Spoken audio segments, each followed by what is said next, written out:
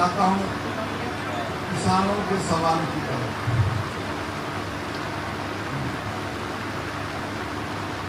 मैं तो गवर्नर हूँ, देश का सबसे खूबसूरत राजभवन मेरे पास है। मुझे घूमने और तकलीफ उठाने की कोई ज़रूरत नहीं है।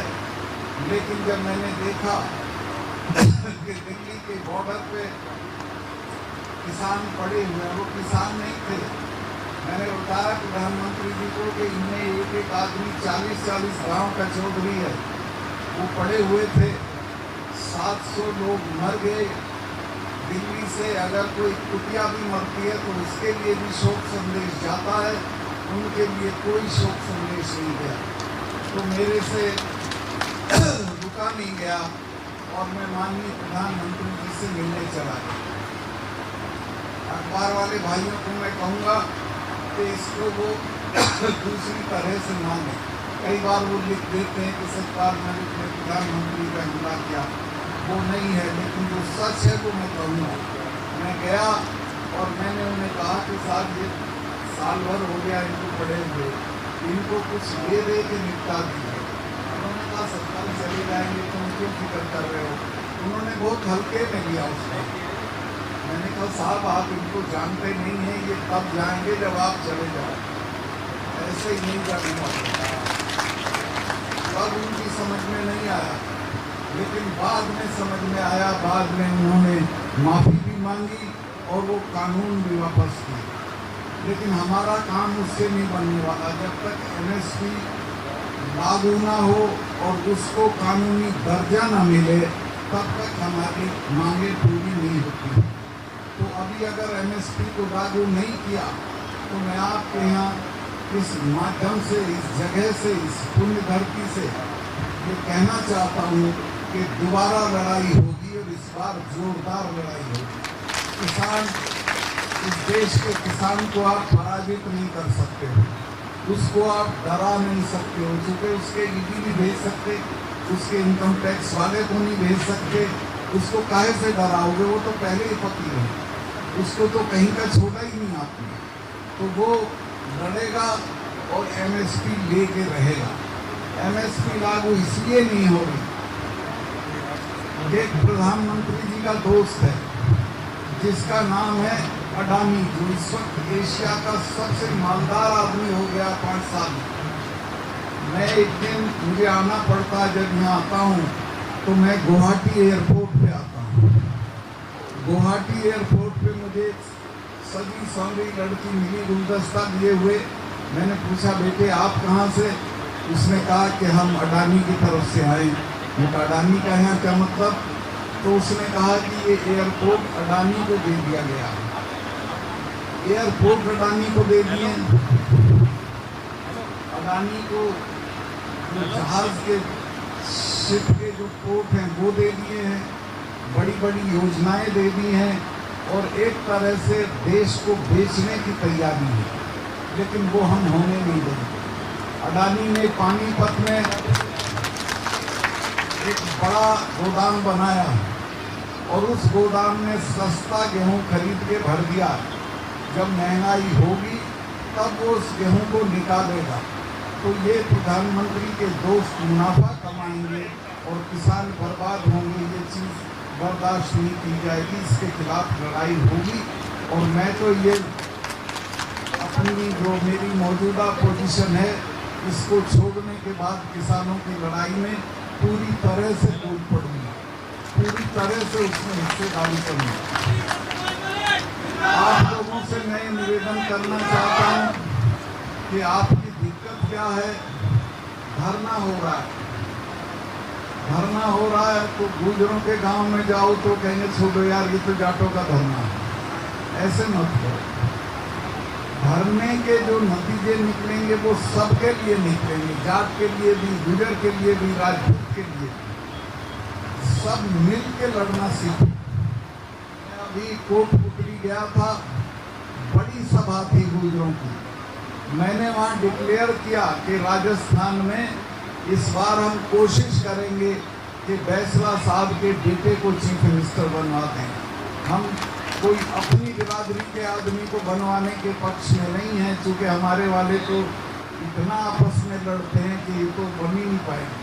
तो मैं कहा बैसला के लड़के को पढ़ा लिखा है, काबिल है, नहीं था वो, मैं कहा इसको बनवाएंगे।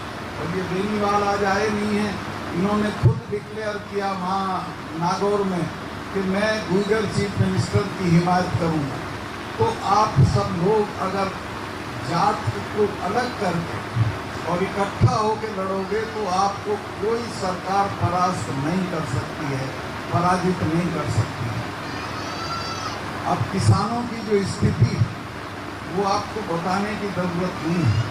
आप जितनी चीज़ें कह दिया कि साहब हम आपकी आमदनी को गुना कर देंगे, कहाँ से कर दोगे भाई? आपने तो जो आमदनी थी वो भी नहीं छोड़ी। जितनी चीज़ें हम पैदा करते हैं उनके दाम घट रहे हैं, जो चीज़ें हम खरीदते हैं उनके दाम बढ़ रहे हैं, और किसानों की खरीदने की ताकत बिल्कुल कम हो गई। मैं जब कॉलेज में पढ़ता था तो खाना खा के टहलते हुए हम निकलते थे, एक कब्रिस्तान में एक कव्वाल कव्वाली गाया करता था। तो उसमें वो 2 लाइन ऐसी गाता था जिन्हें मैं आज भी समझता हूँ कि शायद हमारे लिए गाता था।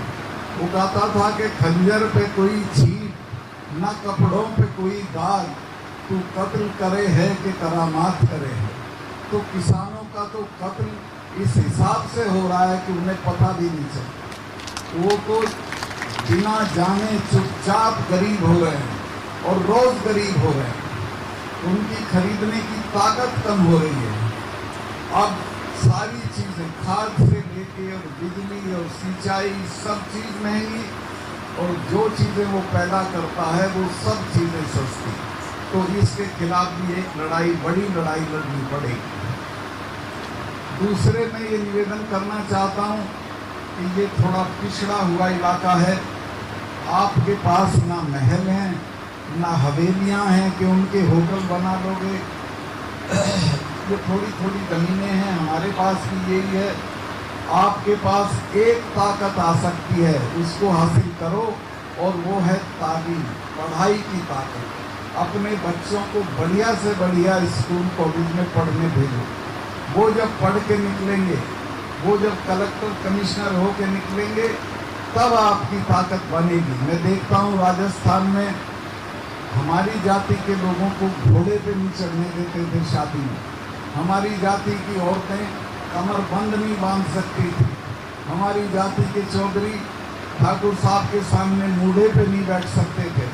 लेकिन अब जब लड़कियां IAS होके जा रही हैं, कलेक्टर बन के जा रही हैं, तो ठाकुर साहब और राजा साहब कुर्सी छोड़ के खड़े हो जाते हैं। वो ताकत उनको पढ़ाई ने दी है।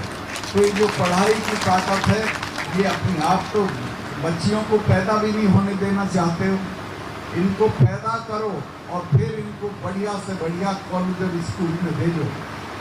मैं 6 जगह का गवर्नर रहा हूँ, सब जगह में जाता था कॉन्वोकेशन।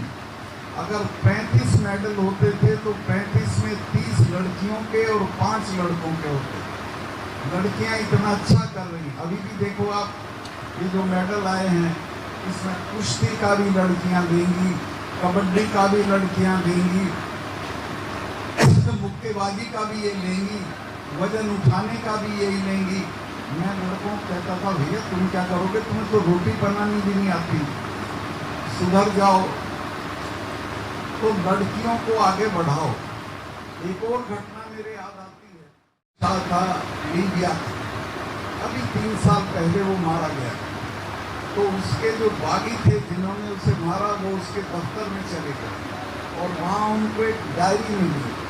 उस डायरी में गद्दाफी ने लिखा है कि मुझे सबसे ज़्यादा आनंद आता है जब मैं देखता हूँ लिटिल कॉन्डी, यानी छोटी सी कोंडालीजा राइस, जो अमेरिका की एक तरह से कहिए अमेरिका की वो थी, फॉरेन सेक्रेटरी थी, सांवले रंग की, दुबली पतली, गरीब घर की, अपनी काबिलियत की वजह से फॉरेन सेक्रेटरी बन गई थी।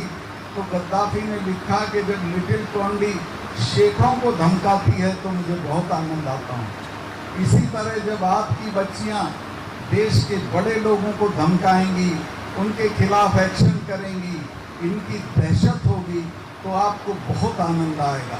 लेकिन उसकी शर्त यही है कि इनको पढ़ाइए, और ये बड़े बड़े घर बनाना जरूरी नहीं है, इनको बढ़िया स्कूल और कॉलेज में भेजिए। और काबिलियत की इनमें कोई कमी नहीं है किसी तरह की। दूसरी बात, जो हमारे अवगुण हैं समाज के, 40-40 गांव की चिट्ठी फाड़ देते हैं बुढ़े के मरते ही। भाई बुढ़ा सूरजमल हो जाएगा क्या 40 गांव को रोटी खिला? तुम कर्जदार जरूर हो जाओगे। इसको बंद कर। दहेज में 4 छल्ले की कार मांगते हैं, 4 छल्ले की गाड़ी लेंगे। क्यों लोगे भाई? कोई बात है ये? लेकिन है तो इन रिवाजों को छोड़ो, दहेज छोड़ो, ये भोज छोड़ो, बड़े घर बनाना छोड़ो। सिर्फ और सिर्फ एक चीज याद रखो कि हम बच्चों को बेहतरीन तालीम देंगे और वो उस तालीम के सहारे वहाँ तक पहुँचेंगे। मेरी माँ 26 साल की थी जब विधवा हो गई थी। मेरे पिताजी का देहांत हो गया था। हमारे यहाँ ये रिवाज था कि जेठ या देवर के साथ बैठ सकती है। उसने कहा नहीं, मेरे तो बेटा, इसको बड़ा करूँगी।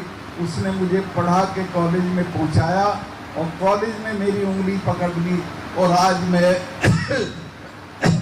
6 सूबों का गवर्नर रह चुका हूँ, मिनिस्टर रह चुका हूँ, MP रह चुका हूँ, MLA रह चुका हूँ, सिर्फ अपनी तालीम के बल। तो मैं निवेदन ये करूँगा कि बच्चों को, एक तो आप लड़की देर से आए तो उससे तो पूछोगे कहाँ गई थी। ये जब कुंगड़ देर से आते तो इनसे भी पूछ लिया करो कहाँ गए थे। इनको लाइन पे लगाओ। ये 15 साल के होते ही नशा पकड़ लेते हैं। इनकी ठुकाई करो, इनको ठीक कर दो और बच्चियों को पढ़ाओ, आगे बढ़ाओ। तुम्हारा समाज सुधर जाएगा, तुम लोग बहुत आगे बढ़ जाओ। मैं बहुत लंबी तकरीर कर गया, इतनी की ज़रूरत नहीं थी। फिर आपसे कहूँगा, एक तो जात पात का बिल्कुल छोड़ दो, ये मानो कि हम सब एक हैं। और थे, एक ज़माना था जब गुर्जर प्रतिहार जब वंश था, उसका पूरे देश में राज था। इसी तरह से यादव और जाट में तो कोई फर्क ही नहीं था और सब लोग एक साथ मिलके रहते थे।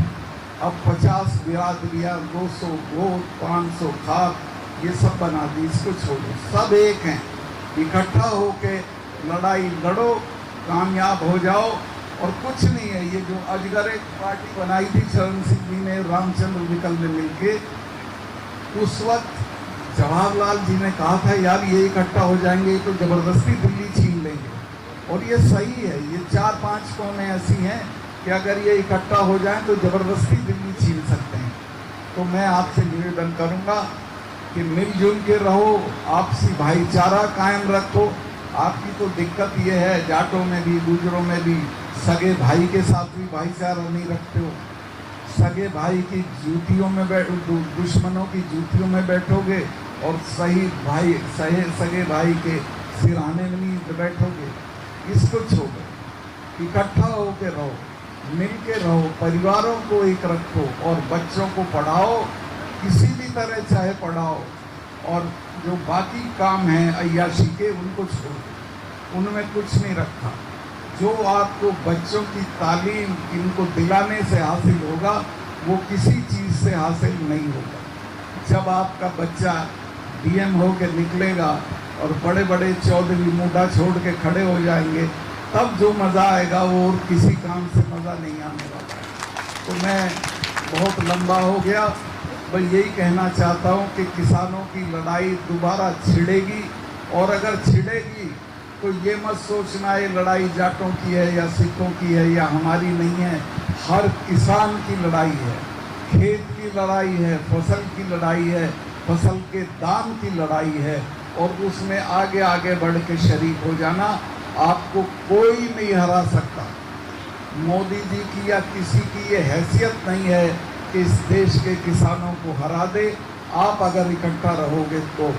और मैं तो ये सब छोड़ के आपके बीच में आ जाऊंगा जब लड़ाई छिड़ेगी और आपको कहूंगा कि चलो, और सबके साथ लड़ाई में शरीक रहूंगा। बहुत बहुत धन्यवाद, मैंने काफ़ी वक्त ले दिया। महाराज जी को मैं आश्वस्त करता हूं कि मैं अभी मेरे ADC से अकाउंट नंबर ले लेंगे। जाते जो मेरे से बनेगा मैं गौशाला के लिए चंदा भी भेजूंगा। और मेरे यहाँ जो 5-7 मारवाड़ी हैं उन्हें भी कहूँगा भाई जाओ चंदा दो, गौशाला को कामयाब करो, क्योंकि गौशाला